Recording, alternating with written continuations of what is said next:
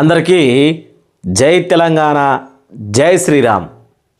తెలంగాణ రాష్ట్ర బీసీ వర్గానికి మాత్రమే 12,000 విలువ చేసే కుట్టు మిషన్ ఆడబిడ్డలందరికీ దీంట్లో వయసు నిబంధనలు, అలాగే వాళ్ళు ఎలా దరఖాస్తు చేసుకోవాలి, ఎటువంటి వాళ్ళకి ఇవ్వబోతా ఉన్నారు, దీంట్లో ఆదాయం ఇన్కమ్ సర్టిఫికేట్ ఎంత ఉండాలి, ఎక్కడ దరఖాస్తు చేసుకోవాలి అను మిషన్ ఆటోమేటిక్గా మనకి ఇప్పుడు టెక్నాలజీ ప్రకారము కరెంటుకు పెడితే ఇట్లా ప్రెస్ చేస్తే ఆటోమేటిక్గా కుట్టు మిషన్ ఉంటుంది చూడు, అది ఇవ్వబోతా ఉన్నట.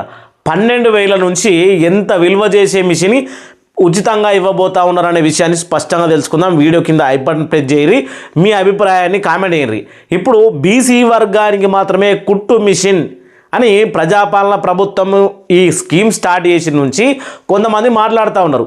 ఓన్లీ బీసీ వర్గమే ఓట్లు వేసిందా, మేమందరం ఓట్లు వేయలేదా, ఎస్సీ ఎస్టీ మైనారిటీ ఇంకా సంబంధించినటువంటి వేరే వేరే వర్గాలన్నీ మాట్లాడుతూ ఉన్నాయి.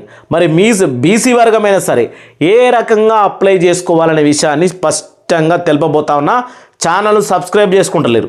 సబ్స్క్రైబ్ చేసుకున్న వాళ్ళు వీడియోలు చూసేందుకు, వీడియోలు చూస్తూ ఉంటే మీకు ఉపయోగపడుతూ ఉంటుంది, కానీ ఛానల్ సబ్స్క్రైబ్ చేసుకొని నిజాయితీగా ఐ బటన్ నొక్కాలి కదా. ఎందుకయ్యా ఇట్లా వేస్ట్ చేస్తూ ఉంటారు అంటే స్వార్థం, ప్రతి ఒక్కరు స్వార్థమే. సరే, ఇప్పుడు నేను మీకు ఇగో మొత్తానికి 1.9 అంటే 1,20,000 కుట్టు మిషన్లు ఇప్పుడు ఇది మొదటి విడతగా ఇవ్వబోతా ఉన్నారట. 100% సబ్సిడీ, ఇంటి వద్దకే ఉపాధి అనేది మనకు ఇవ్వడం జరుగుతూ ఉంది. 12,000 నుంచి ఒక్కో మిషన్, 12,000 నుంచి ఇంకా ఎక్కువనే విలువ చేసే మిషన్ని మనకు ఉచితంగా ఇస్తూ ఉన్నారు. ఆటోమేటిక్ మిషన్, దీన్ని చూస్తే మీకు అర్థమవుతా ఉంది కదా. ఇప్పుడు తెలుసుకుందాం ఎక్కడి నుంచి ఎక్కడి వరకు ఏ విషయాన్ని మనము తీసుకోవాలి అనే విషయాన్ని స్పష్టంగా తెలుసుకోబోతా ఉన్నాం. బీసీ మహిళలకు కనబడతా ఉంది కదా అందరికీ.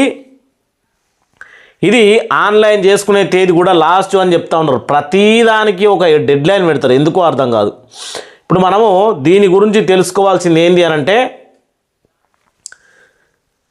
బీసీ మహిళలకు ఫ్రీగా కుట్టు మిషన్లు ఇస్తున్నారు, ఇలా అప్లై చేసుకోండి అని చెప్పిండ్రు. చాలామంది దీని మీద వీడియో చేయమని సపరేట్గా ఫోన్లు చేసిండ్రు. ఎంతోమంది ఆడబిడ్డలు కూడా కామెంట్ కూడా పెట్టడం జరిగింది మన వీడియోల కింద.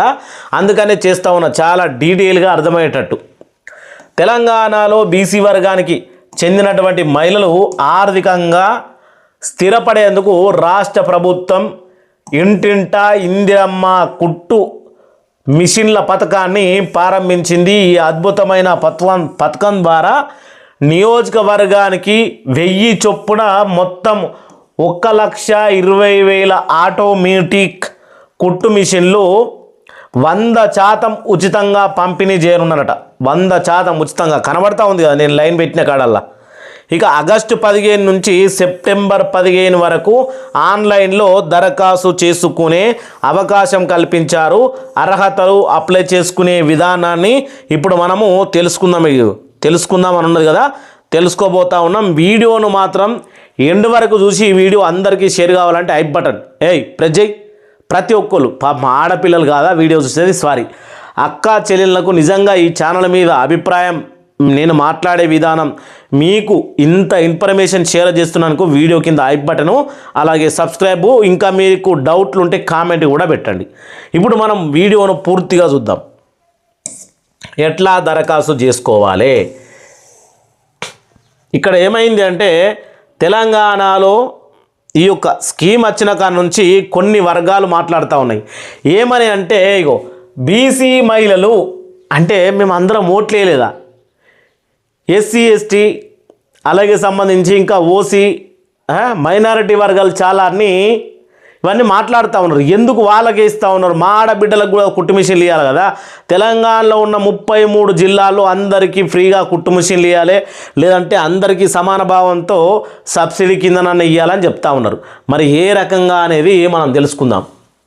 తెలంగాణలోని వెనుకబడిన తరగతుల బీసీ మహిళలు ఆర్థికంగా తమ కాళ్ళ మీద తాము నిలబడే ఉద్దేశంతోనే తెలంగాణ రాష్ట్ర ప్రభుత్వం ఒక ఉరువాత్మక కార్యక్రమాన్ని శ్రీకారం చుట్టింది. ఇంటింటా ఇందిరమ్మ కుట్టు మిషన్ల పేరుతో సరికొత్త పథకాన్ని అమల్లోకి తీసుకువచ్చింది. ఈ పథకం ముఖ్య ఉద్దేశం కేవలం కుట్టు మిషన్లు పంపిణీ చేయడము మాత్రమే కాదు, నిరుద్యోగ మహిళలకు స్వయం ఉపాధి కల్పించి వారి కుటుంబాల్లో ఆర్థిక భరోసా కల్పించి తీసుకురావడానికే ప్రభుత్వము చెప్తా ఉందట. అంటే ఈ కుట్టు మిషన్లు నేర్చుకున్న వాళ్ళకు గవర్నమెంటే సపరేట్గా, అంటే ఇప్పుడు బట్టలు మ్యానుఫ్యాక్చరింగ్ చేసుడు కావచ్చు, ఇవి కావచ్చు, అవి కావచ్చు, ఏదైనా వాళ్ళే తీసుకొని పోతారేమో. ఫస్ట్ అయితే కుట్టు మిషన్ మన ఇంటికి వస్తుంది, దాంతో మనం స్వయంగా అన్నీ నేర్చుకోవాలి కావచ్చు. ఇంకా దీని గురించి ఏమేమి ఉన్నాయో తెలుసుకుందాం. ఇక్కడ ప్రతి విషయాన్ని క్షుణ్ణంగా చెప్పడం మన ఛానల్లో ఉన్నటువంటి మంచి లక్షణం ఇది. పోటీ, ప్రపంచంలో మహిళలు ఎవరైనా ఆధారపడకుండా ఎవరి మీద ఉపాధి పొందేలా ప్రోత్సహించడానికి ఫ్రీగా ఈ అత్యాధునిక ఆటోమేటిక్ కుట్టు మిషన్లు ప్రభుత్వము పంపిణీ చేస్తోంది. ఒక్కో మిషన్ వాస్తవ ఖరీదు 12,000 వరకు ఉంటుంది. రాష్ట్ర వ్యాప్తంగా ఉన్న మొత్తము 119 శాసనసభలు, అంటే 119 నియోజకవర్గాల్లో ఈ పథకాన్ని ఏకకాలంలో అమలు చేస్తూ ఉన్నారు. ప్రతి నియోజకవర్గానికి ఖచ్చితంగా 1000 మిషన్ల చొప్పున రాష్ట్రం అంతటా 1,19,000 కుట్టు మిషన్లు పంపిణీ చేయాలని ప్రభుత్వము ఈ లక్ష్యాన్ని నిర్దేశించింది. ఇక తద్వారా పట్టణ గ్రామీణ ప్రాంతాల్లో వేలాది మంది నిరుద్యోగ మహిళలకు స్వయం ఉపాధి,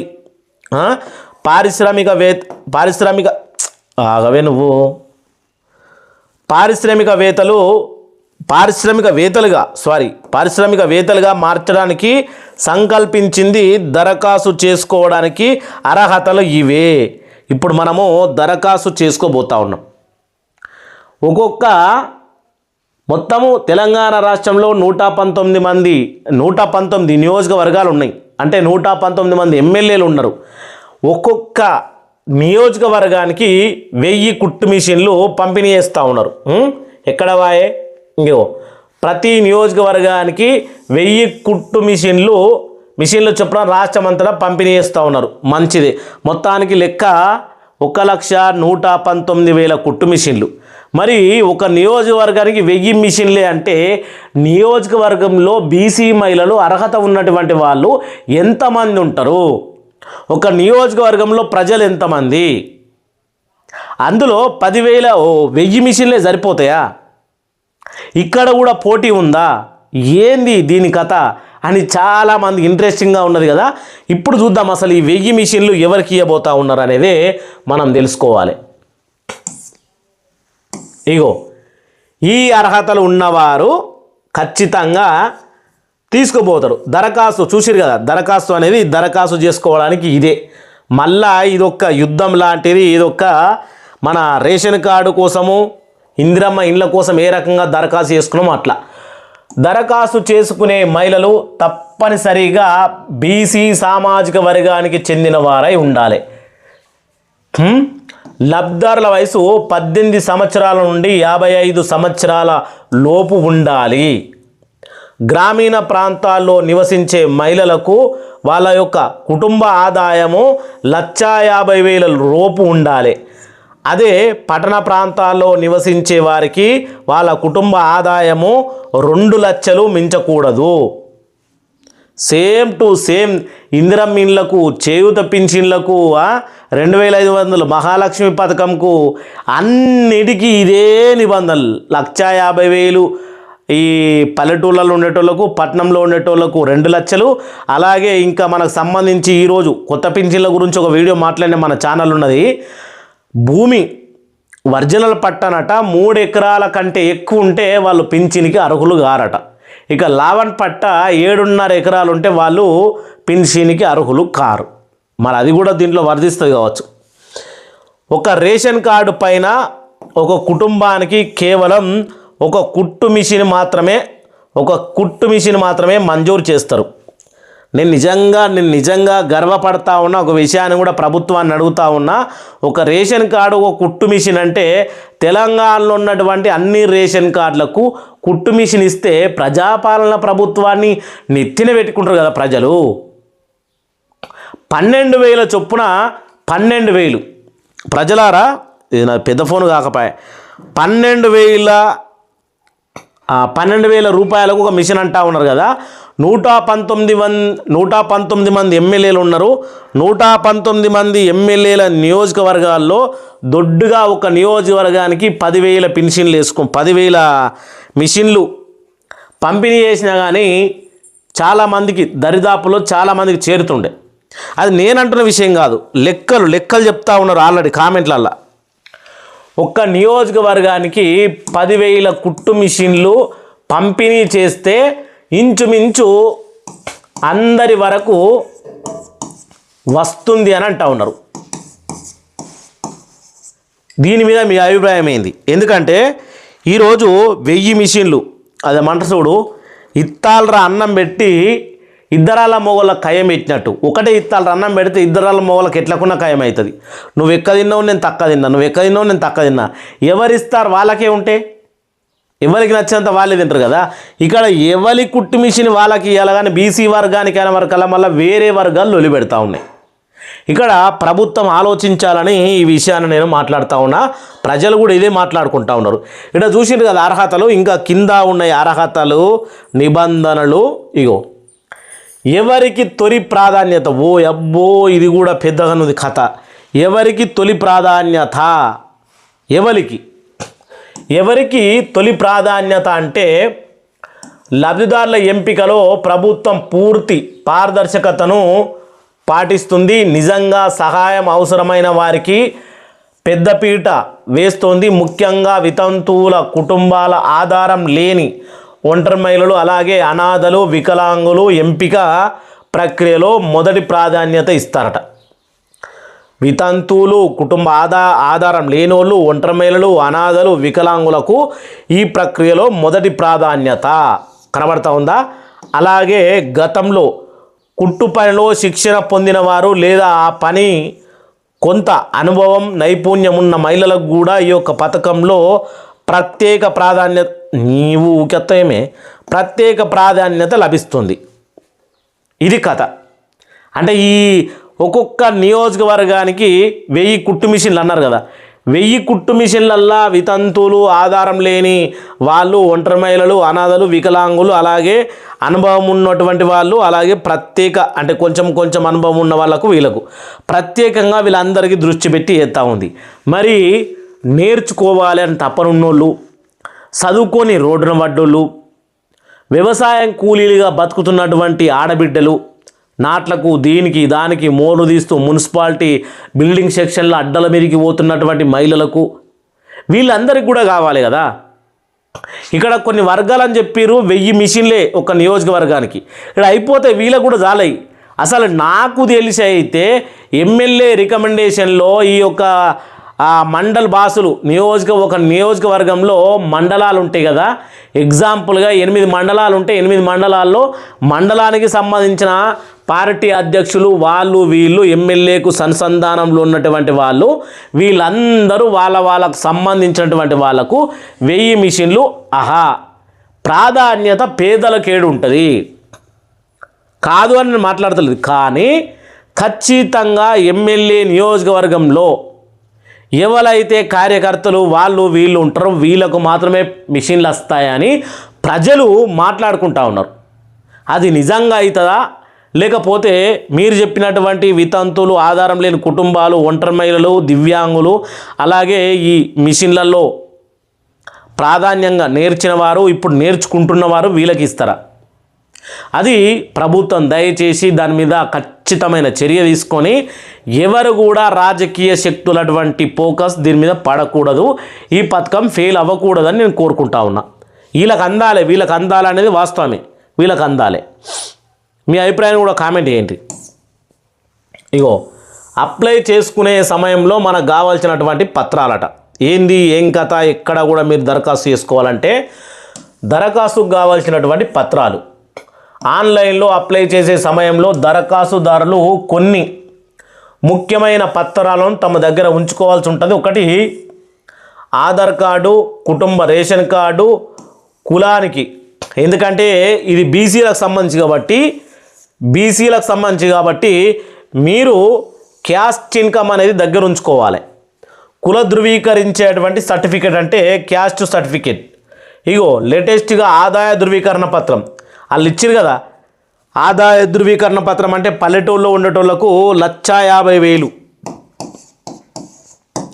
పట్టణంలో ఉండేటోళ్లకు 2 లక్షల రూపాయల లోపల. ఇది అదే ఇన్కమ్ సర్టిఫికేట్. బ్యాంకు పాస్బుక్ అలాగే పాస్పోర్ట్ సైజు ఫోటోలు తప్పనిసరిగా ఉండాలి. సరే, ఇదంతా ఉన్నది. మరి దరఖాస్తులు ఎక్కడ చేసుకోవాలి, ఏం జరుగుతూ ఉంది అనే విషయాన్ని కూడా ఇప్పుడు మనం తెలుసుకుందాం.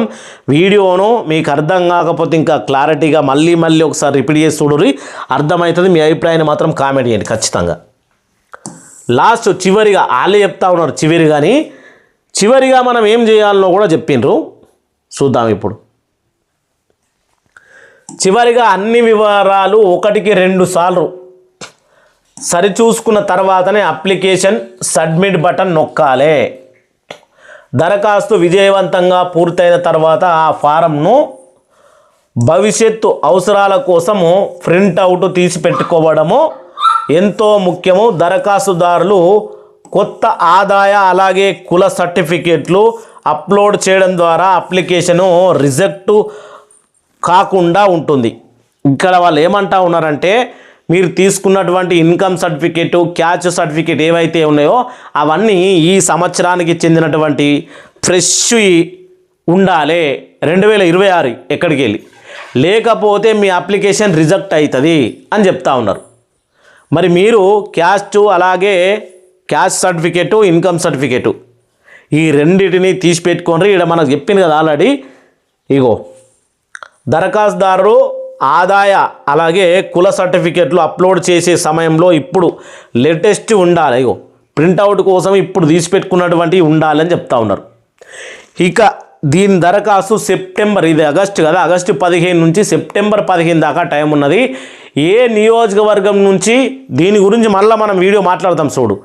కుట్టు మిషన్ల గురించి ఎన్ని దరఖాస్తులు వచ్చినాయి అంటే, ఎంతమంది నిరుద్యోగులు ఉన్నారు, మహిళలే కదా, ఇంకా పురుషులు కాదు మహిళలే అనేది బయటకు వస్తుంది న్యూస్ పేపర్లో కానీ అక్కడిక్కడ. ఎందుకంటే దరఖాస్తుల ప్రక్రియ పెరిగిన కొద్దీ నియోజకవర్గాల్లో వాళ్ళు చెప్తూ ఉంటారు. ఆటోమేటిక్గా ఇంటెలిజెంట్ సర్వే వచ్చేస్తుంది ఇంతమంది దరఖాస్తు చేసుకున్నారని. ఇక్కడ ఉన్నదేమో 119 కుట్టు మిషన్లు, 119 నియోజకవర్గాలు, 1,19,000 కుట్టు మిషన్లు. 1,19,000 కుట్టు మిషన్లకు, 19,000 కుట్టు మిషన్లకు ఎన్ని దరఖాస్తులు వస్తాయో చూడబోతూ ఉన్నాం. మరి ప్రభుత్వం పెట్టినటువంటి నిబంధనలు మీకు ఓకేనా? బీసీ వర్గానికి ఇవ్వాలని సమ్మతమేనా? అలాగే ఇక్కడ ఎవరి రాజకీయ హస్తం లేకుండా ఈ కుట్టు మిషన్లు పంచుతుందా ప్రభుత్వం? ఏం జరగబోతా ఉంది అనే విషయాన్ని స్పష్టంగా కామెంట్ చేయాలని కోరుకుంటూ, జై తెలంగాణ, జై శ్రీరామ్, జై భవానీ.